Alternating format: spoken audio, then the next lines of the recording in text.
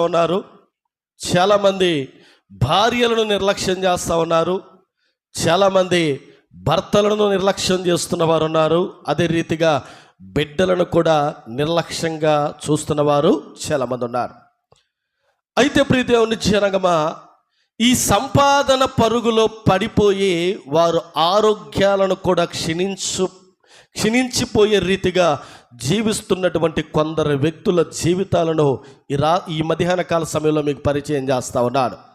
చాలామంది 24 గంటలు పని, పగలంతా పని, రాత్రి అయ్యేసరికి తినుము తాగుము సుఖించుమన్న రీతిగా జీవిస్తున్నారు. భార్య ఏం చేస్తుందో, భర్త ఎలా ఉన్నాడో, బిడ్డలు ఎలాంటి నడిపింపులో నడిపించబడుతున్నారో చాలామంది పట్టించుకోలేని స్థితిలో ఉన్నారు. కారణం ఏంటంటే సంపాదనే వారి జీవితం అయిపోతూ ఉన్నది. కాబట్టి మరి ఇలాంటి కుటుంబాలు ఆశీర్వదించబడతాయా?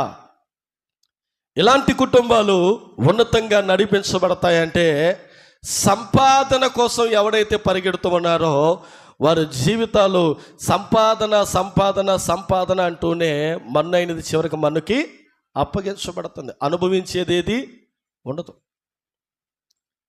మరి నువ్వెంత సంపాదించుకున్న తర్వాత ఈ సంపాదన నిన్ను పరలోకానికి చేరుస్తుందా అంటే పరలోకానికి నిన్ను ఎప్పటికీ కూడా చేర్చదు. ఈ భూమి మీద సంపాదించుకోవాల్సింది డబ్బు మాత్రమేనా? ధనం మాత్రమేనా? వెండి బంగారాలు మాత్రమేనా? పరువు ప్రతిష్టలు మాత్రమేనా?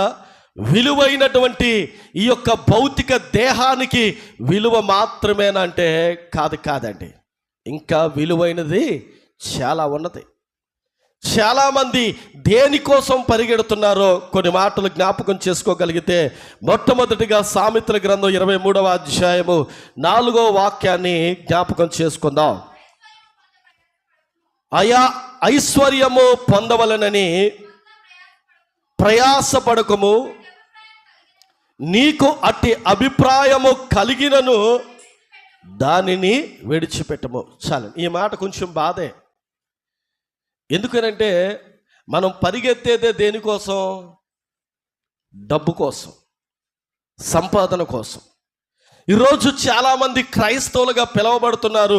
ఇదిగో ఈ బేతేలు ప్రార్థన సహవాసంలోనే కాదు కానీ అనేక సంఘాలలో మొదటి వారం ఉన్నంత గుంపు ఇప్పుడు ఉండరు.